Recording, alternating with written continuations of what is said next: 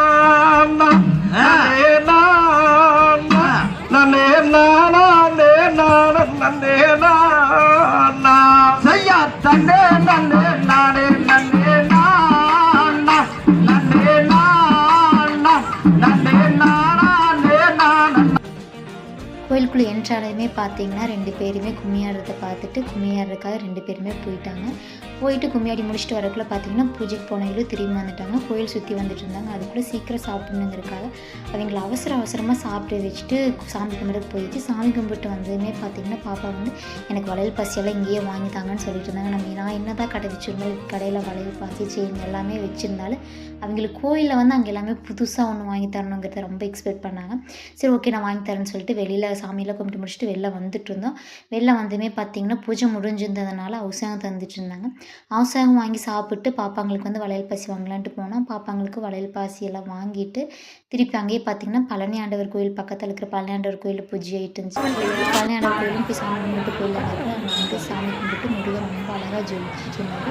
முருகரையும் பார்த்து நாங்கள் சாமி கும்பிட்டாச்சு. சாமி கும்பிட்டதுமே பார்த்திங்கன்னா ஃபோன் கால் நாளைக்கு நெக்ஸ்ட் டே பார்த்தீங்கன்னா மேக்கப் இருந்துச்சு. அது 7 மணிக்கு சீக்கிரமாக பண்ணுங்கிற மாதிரி சொல்லிட்டாங்க. 11-12 தான் முடிக்கணும்னு சொன்னாங்க மேக்கப்பு. அதுக்கப்புறம் பார்த்திங்கன்னா 9 o'clock ரெடியாக இருக்கணும்னு சொல்லிட்டாங்க. இருக்காது நம்ம சீக்கிரமாக கிளம்பலான்னு சொல்லிட்டு சாமி கும்பிட்டு முடிச்சுட்டு சீக்கிரமாக கிளம்பியாச்சு வீட்டுக்கு. நைட்டு தான் அம்மை அழைக்கிறது இருக்கும். அம்மை அழைக்கிறதெல்லாம் பார்க்கலான்ட்டு தான்